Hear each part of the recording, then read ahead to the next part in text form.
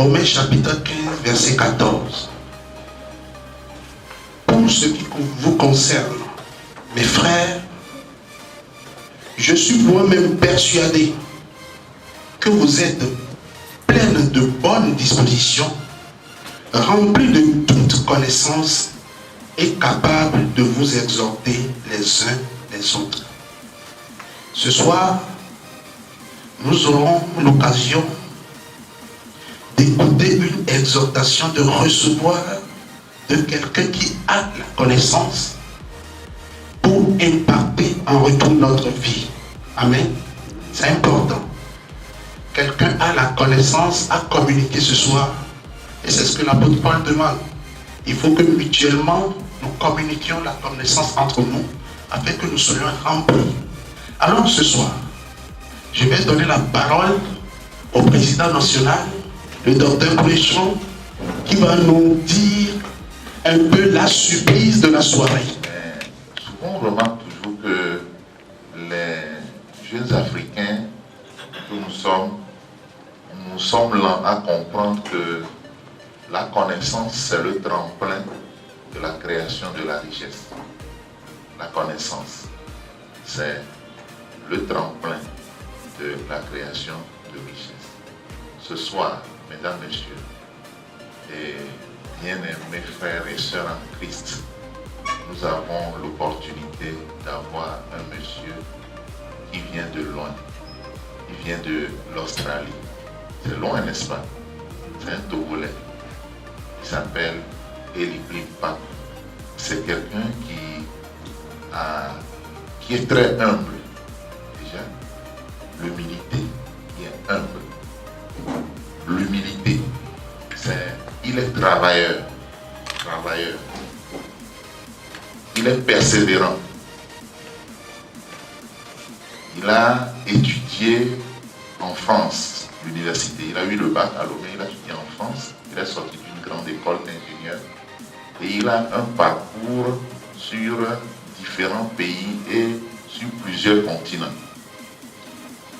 Il va nous partager ce soir certaines habitudes, certaines attitudes et certaines mentalités qui font de lui ce qu'il est aujourd'hui. Oui, bonsoir à tous. Merci d'avoir pu dégager du temps un samedi, on sait que c'est précieux, pour participer à ces échanges. Merci aux organisateurs d'avoir en si peu de temps pu mettre ça en place et des remerciements particuliers au docteur Kounetron qui l'a rappelé. C'est plus d'une quarantaine d'années d'amitié et de fraternité. On partage plus que ça, on partage une foi chrétienne assez forte, ce qui fait que quand il m'a appelé, il m'a suggéré l'idée de ces échanges. Je n'ai pas hésité parce que je sais le socle sur lequel se base ce rendez-vous. Donc sans plus tarder, je vais introduire le sujet. Donc je vais présenter brièvement mon parcours et dégager quelques points clés, quelques enseignements que j'ai eus durant ce parcours. Et après, vous pourrez poser des questions afin que je développe certains aspects plus particuliers à vous ou que moi que je pense pouvoir être utile pour vous. Donc, c'est pas uniquement moi qui dis ce que j'ai fait, mais aussi vous qui dites ce que vous voulez, ce que vous faites, et on pourra échanger et apprendre mutuellement, comme on le dit, des uns et des autres. Quand vous allez à l'université, quand vous allez en France, vous vous rendez compte en fait que la plupart des meilleurs lycéens qui veulent faire de l'ingénierie passent par des écoles préparatoires. Vous faites des écoles préparatoires 2-3 ans et vous faites un concours d'entrée dans des grandes écoles. Donc c'était la voie royale. Porter des choses. Là, vous vous donnez le canevas, vous vous donnez les moyens d'emprunter la meilleure voie pour atteindre votre objectif. Ce n'est pas vous renier, ce n'est pas abandonner ce qui est cher à votre cœur, mais c'est de trouver le moyen d'utiliser le meilleur chemin pour atteindre l'objectif. Et c'est ça l'humilité. Vous ne savez pas tout, vous pouvez toujours apprendre et vous apprenez de tout le monde. Quand vous avez une volonté forte, vous vous ouvrez à entendre ce que les autres disent, vous finirez par trouver le moyen. Nous chrétiens, on parle beaucoup plus de foi. Cette foi, c'est cette conviction et cette attitude spirituelle et psychologique qui vous permet de trouver le moyen, même si la probabilité est faible, d'atteindre vos objectifs. Donc c'est comme ça que après j'ai pu, après la licence, intégrer l'école centrale Paris, donc qui était une école plutôt prestigieuse, et qui est toujours une école plutôt prestigieuse. Donc l'accès est beaucoup plus difficile. Après, quand vous y êtes, c'est plutôt une voie, je dirais, assez confortable pour pouvoir aller dans le monde de l'entreprise. Donc, je ne vais pas parler de la formation elle-même, on parle d'école généraliste. Le seul point que je mettrai là, c'est une spécificité française, parce que quand vous dites que vous êtes ingénieur, beaucoup vous demandent, mais ingénieur en quoi? Alors que les plus grandes écoles françaises, c'est plutôt des écoles généralistes. En gros, les 2 premières années, vous faites des disciplines générales, vous consolidez les sciences pures, vous faites un peu de pratique, et la 3e année, vous faites une école de l'application dans un domaine. Moi, j'ai fait un peu de mécanique, robotique et puis d'informatique. Mais ce ne sont pas des écoles spécialisées, on va dire, purement télécom, BTP. Vous balayez tout ça, mais c'est une leçon aussi par rapport à la suite. Parce que les gens, quand ils font leur formation, ils considèrent que j'ai fait télécom et pendant mes 30 ans de carrière, je vais être ingénieur télécom. Non, il y a beaucoup plus que vous pouvez faire.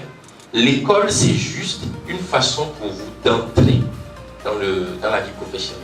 Après, suivant comment vous naviguez, vous pourriez changer de discipline. J'ai vu des gens qui ont fait psychologie après, qui ont fini en informatique. Mais tout dépend de comment vous naviguez dans votre cursus professionnel. On va en revenir tout à l'heure. Donc, je suis sorti de Centrale, et à la sortie, il y a la question qui se pose, où est-ce que vous allez commencer votre carrière professionnelle? On avait la chance d'avoir beaucoup de partenariats avec de grandes entreprises et quelques moyennes entreprises. Donc, c'était assez confortable dans le sens où c'est quelque part nous qui choisissions les entreprises parce qu'il y en avait plusieurs que elles qui nous choisissaient. Mais ce qui est important quand on arrive à cette étape, on se pose des questions fondamentales. Quel type d'entreprise? Donc celui qui connaît la nature du travail, c'est celui qui fait le travail, c'est le fournisseur. Et moi, quand j'avais fait cette analyse, je me suis dit, il était plus intéressant pour moi de commencer chez le fournisseur et d'apprendre les métiers. Je ne veux pas décourager ceux qui veulent travailler auprès de l'État. Mais c'est des analyses que vous devez faire, de dire quelle orientation vous voulez donner à votre carrière. Quelque part, vous apprenez les tenants du métier. Quelque part, vous apprenez à donner des ordres. Mais vous devez connaître un peu le métier aussi. Parce que ceux qui sont au sein de l'État, ils savent bien comment ça roule, même s'ils n'ont pas la main dans le cambouis, comme on dit. Et c'est comme ça que vous décidez où vous voulez aller et quelle suite. Et l'autre aspect pour choisir son entreprise, et c'est quelque chose que ce soit l'entreprise ou que ce soit un changement de poste, il y a quelque chose de fondamental. On l'a dit tout à l'heure, la connaissance c'est la base. Au-delà des formations qui sont dispensées, que ce soit par ces types de change ou bien des formations organisées par les entreprises ou autres, il faut toujours trouver un moyen de se challenger et d'améliorer sa connaissance. C'est comme ça que sur le marché de l'emploi, vous resterez toujours, on va dire, les Anglais disent un asset, donc vous resterez une ressource clé. Et l'autre point, c'est de dire, quand on va dans une entreprise ou qu'on change de job, on a toujours une mentalité de croire que c'est l'entreprise qui vous fait un cadeau que vous embauchez. Non, c'est un deal. C'est 2 entités, une entreprise qui a un poste à pouvoir et vous qui avez des connaissances, pour travailler pour cette entreprise. Donc l'entreprise vous choisit, mais vous choisissez aussi l'entreprise. C'est pas arrogant, mais c'est une démarche d'esprit qui vous permet de dire quel type d'entreprise je veux. Parce que vous allez choisir une entreprise. Qu'est-ce qu'elle va vous apporter? Si elle vous embauche, c'est que vous lui apportez quelque chose. Vous devez voir ce qu'elle vous apporte et ce que vous allez lui apporter. À partir de là, vous estimez vos points forts et vos points faibles. International à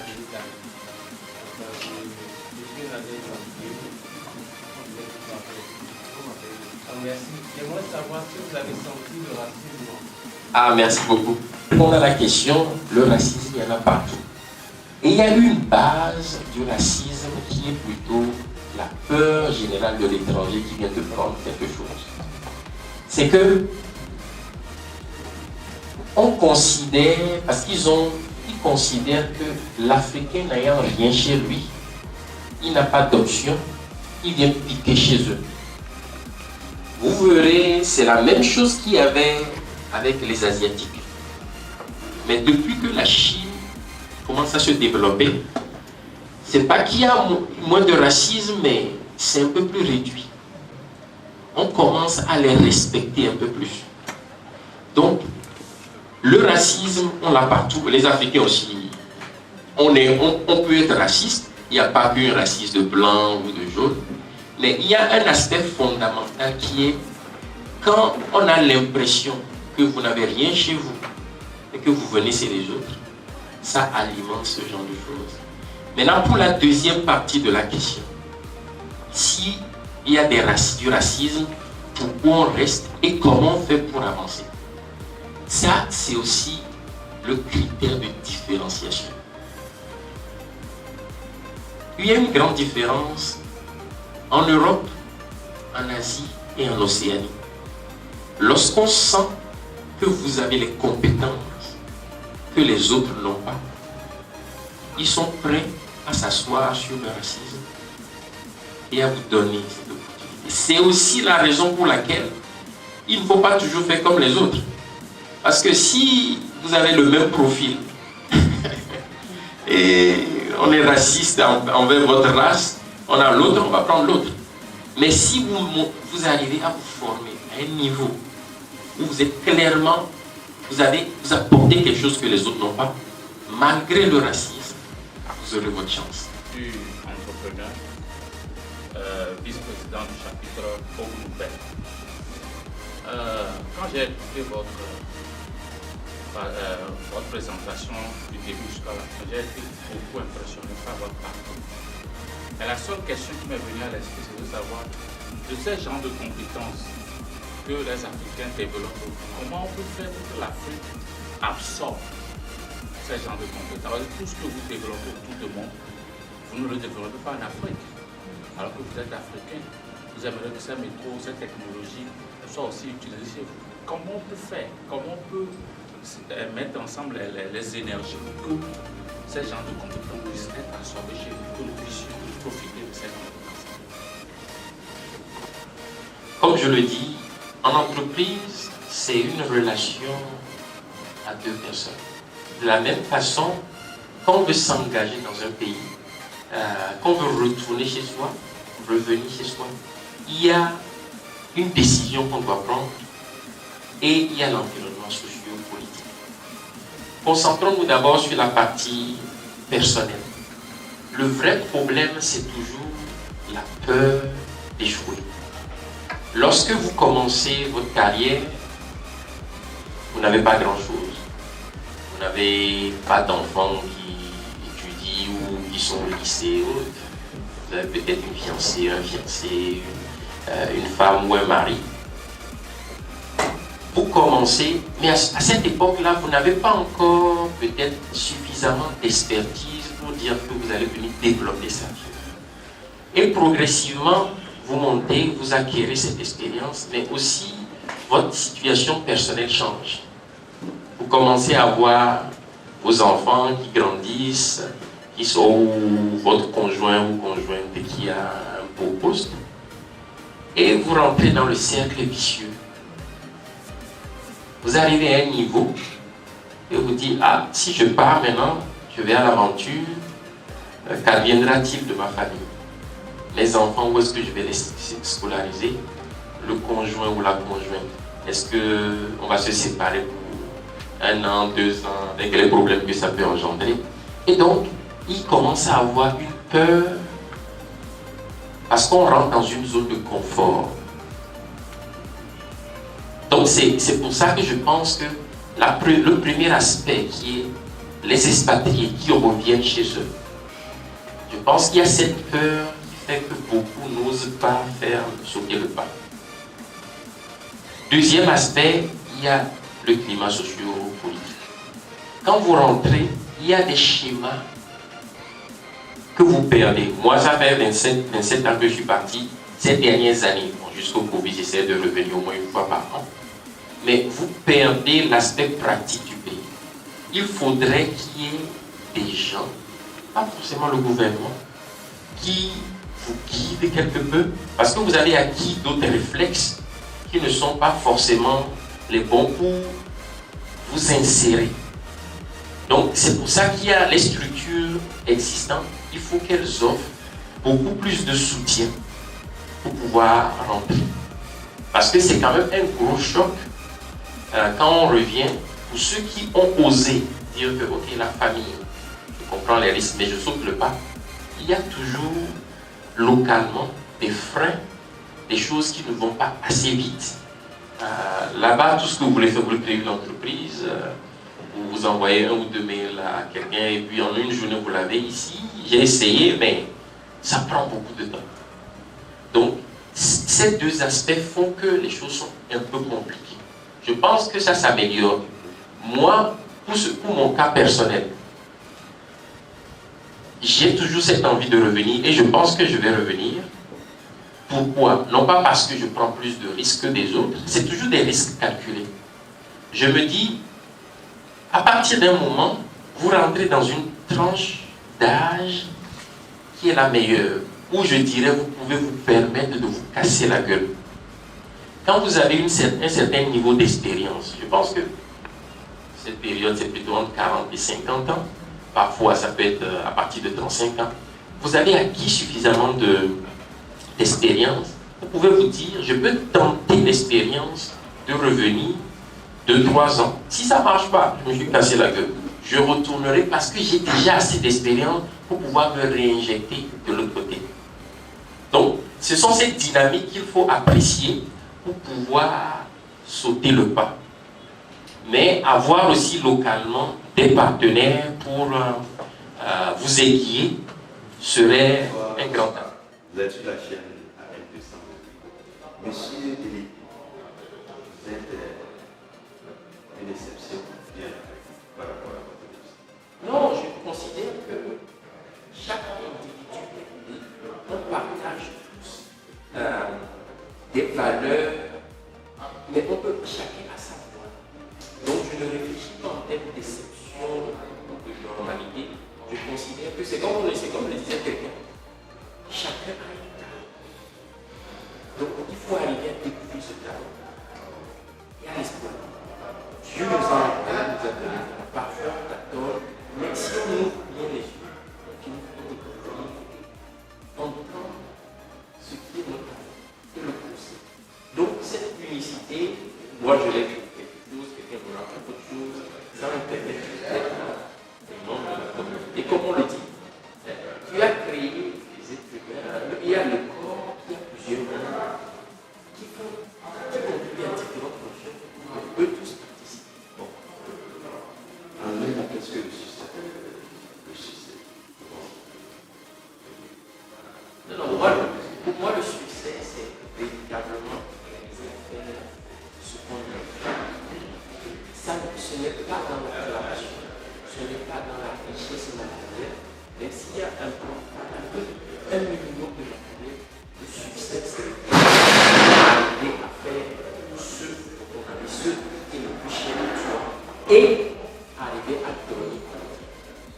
Parce qu'à la fin, on le dit, certains le disent, Alexandre le monde n'était pas assez grand pour contenir ses ambitions. Mais un certain a suffi pour le contenir. Et il est enterré dans le domaine de son chien. Okay? Donc, quand vous arrivez sur terre, vous avez des envies, vous avez des choses à faire, vous arrivez à faire. Et l'ultime succès, c'est ce que vous avez, le rayonnement, l'impact que vous avez sur l'autre, l'impact que vous avez apporté à votre petit. Parce que la fin, c'est la chose que vous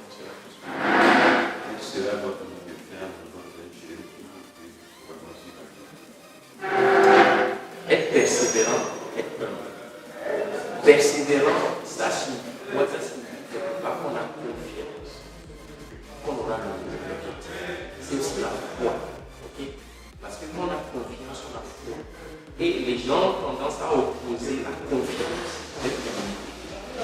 La confiance, on peut être confiant. Je suis confiant, je suis humble, aspiré. Tous les enseignements extérieurs, qui veulent le bon chemin, le chemin optimal. Merci, monsieur. Merci et puis bonne soirée. Merci. N'oubliez pas de vous abonner et de cocher votre cloche de notification.